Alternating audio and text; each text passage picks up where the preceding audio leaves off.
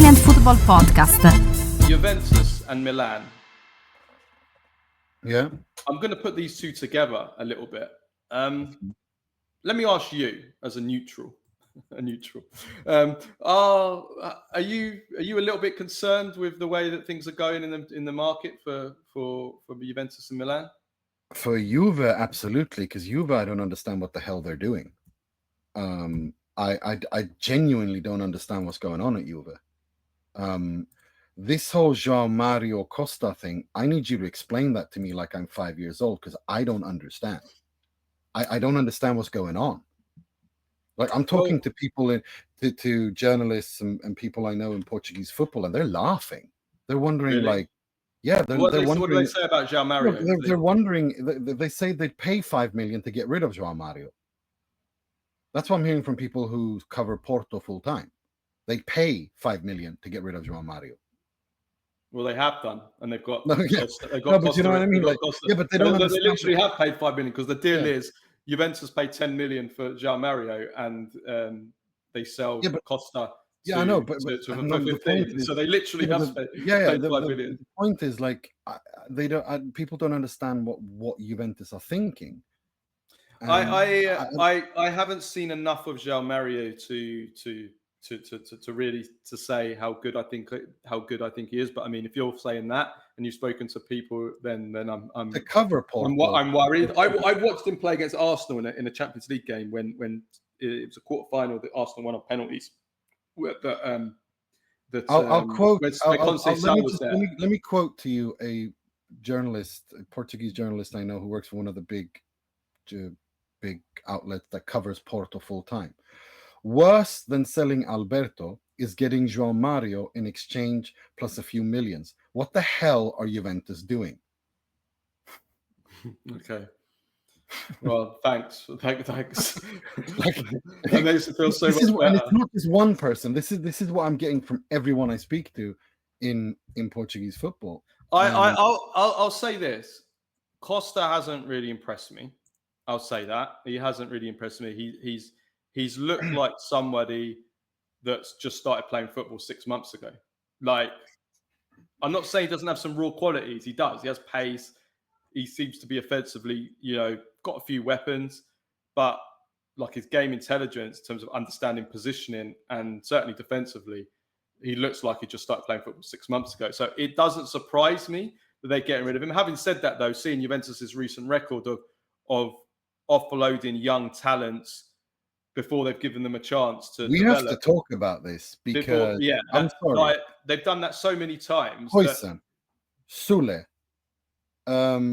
what's his name? Fagioli, Rovella. Who else have we got? There's definitely a few more. I mean, it's just, what the hell? Yeah. I mean, there's so many. I mean, I wouldn't put. From what I've seen, I wouldn't put Costa in that bracket. I mean, I wasn't against selling Fagioli because I don't think he'll ever become a top Juventus level player. I was very much against the others being sold, though. De Winter, who's now at Genoa. Hans Nicolosi Caviglia, who's been outstanding at Venezia. I mean, it's really piling up. Well, I'm not against. Caviglia will never be a Juventus level player, but what you can say is there's a sporting angle and a financial angle. By selling Caviglia that quickly, De Winter too soon, Hoysen as well too soon, you're losing financially massively, because you would have been able, if you kept them for a little bit longer, you'd have been able to sell them for double, or in the case of Hoysen, quadruple the amount. Then there's the sporting angle. Which of these players should you keep because we should control them, because potentially they could be good enough? Well, in that case, Hoysen potentially, Sule potentially, Rovella maybe already. Absolutely. I think those go without saying. So there's two angles here. There's a financial. With Costa, from what I've seen so far, he hasn't convinced me from what I've seen so far. But neither of them. But Juventus have got such a bad record of doing this. But then you, again, like you said, you have to look at the replacement. Is Joao Mario? I can't answer that. If your Portuguese friends are telling you that, and They're they watch laughing. Portuguese football. And it's not Okay. just one person. It's Okay. it's everyone. People who support Benfica, people who support Porto, people who support Sporting. Everyone I've spoken to are just wondering what the hell Juventus are doing, and they just don't understand it. Like it's an enigma. Yeah. to them. Well, yeah. Well, I mean, but then again, I- you know, the proof will be in the pudding once he starts Well, playing. put it But this way: look, Weah's leaving as well, right? yeah, He's in negotiations to Marseille. So if they sell Costa, replace with Mario, and sell Weah, they surely have to sign another right wing back because that's the only one they've. Unless I'm well, forgetting someone. there's rumors of Molina from Atletico Madrid, who was at Udinese, which makes sense to me. But again, I mean, he's decent, but he's an Atletico Madrid reserve. You know, he's surplus to record. Yeah, like you said, I think you said that's the best way to sum it up. I don't understand I quite don't what understand the I thinking. don't quite understand what their strategy is. I mean, you know, I went on to a Juventus pod yesterday with Luca Monblano, his pod, and we were discussing this. And I said he asked me about Sancho. He said, you know, would Sancho be a good signing for Juventus? And I said to him, and this is where I stand with Juventus right now. I said I have no problem with signing Sancho, right? But if it comes to the end of the market and Juventus have signed Sancho, but they haven't strengthened the areas that they glaringly need, which are left centre back, right wing back, and a striker if Kolo Muani doesn't come. And at the moment, they're struggling to get the Kolo Muani deal over the line. If the Kolo Muani deal doesn't happen, it's total disaster. You're at the stage where you maybe even top four might be in doubt because you've only got Jonathan David, and you've got no one else. You've got Vlahovic, who's a well, I don't know what the hell he is, a sitting duck. Like it is so they need those three. Those are the three priorities. They should be the three priorities. If you're talking about Juventus strategy, they should be working on them. And then once you've got that done, then you can look at other positions. You can look at a Sancho.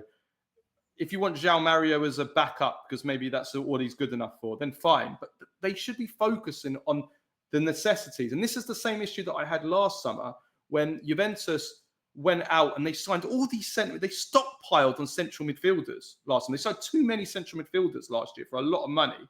Right, spent all that money on Coop Miners, Douglas Luiz, and Thuram. They signed 3 centre midfielders, which was at least one too many. And then they left areas that with glaring holes because they spent all their money in one area. Then they signed Di Gregorio for 20 million, who was excellent, and I think he's a really good goalkeeper. I think he's Juventus quality, but they could have kept Szczesny for one more season, saved that money, and spent that 20 million on a position they need. So Juventus need to get their priorities right. And that's what I don't like most of all about their marketing. But it doesn't seem like they're strategizing and they're prioritizing what they should be doing first. Yeah, and to me, getting rid of Vlahovic to replace him with Rasmus Højlund, you're replacing a World War tank with another World War One tank. I mean, you love stealing that life. No, but it's brilliant because it's so funny. But it literally is garbage in, garbage out.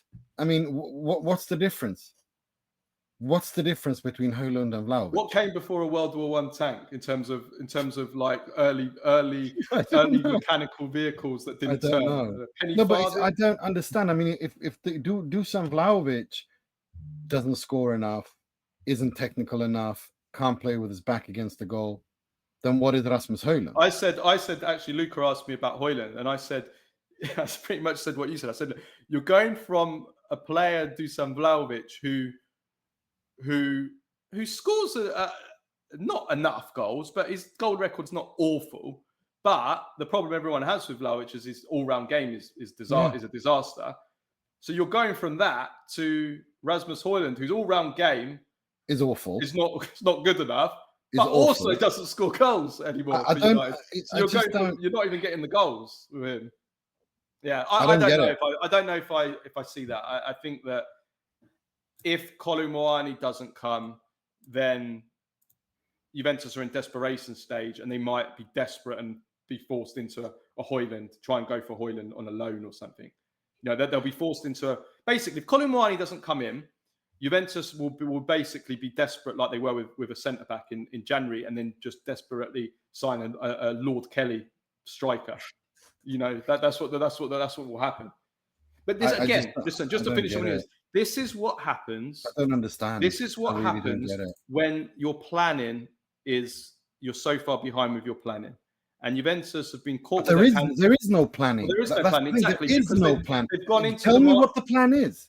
Well, there isn't. But this is what happens with the plan. But they had nobody because they got rid of Juntali. They brought in Comoli. Comoli, who's the guy running things now, he only came in 3 weeks ago or 4 weeks ago, 3.5, 4 weeks ago.